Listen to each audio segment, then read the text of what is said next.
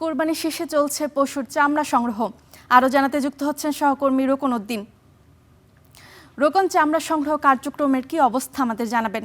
নিশ্চয়ই আপনি আমার পিছন দিকটা দেখলেই বুঝতে পারবেন যে আসলে চামড়া সংগ্রহের যে ব্যস্ততা সেটি কিন্তু শুরু হয়েছে এবং সেটি রাত পর্যন্তই সেই ব্যস্ততা চলবে। এখন আমি যদি একটু দেখাই, এখানে কিন্তু যারা শ্রমিকরা রয়েছেন এই আড়তে, তারা কিন্তু এখানে লবণ মেশাচ্ছেন যে চামড়া, সেখানে যাতে চামড়াটাকে সঠিকভাবে যে প্রসেসিংয়ের যে চেষ্টা সেটি আসলে তারা করছেন। যদি একটু বলি যে আসলে এবারে কিন্তু চট্টগ্রামে 4 লাখ চামড়া সংগ্রহের লক্ষ্যমাত্রা নির্ধারণ করা হয়েছিল। ঠিক সেই লক্ষ্যমাত্রা কতটুকু অর্জিত হয় সেটি আসলে আরও কিছু সময় যাওয়ার পর কিন্তু বলা যাবে।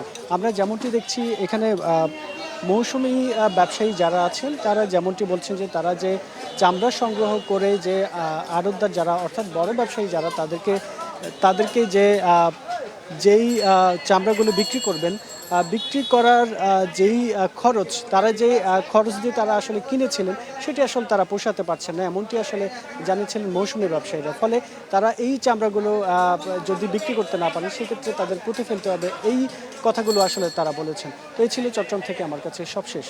জিমি। ধন্যবাদ রোকন।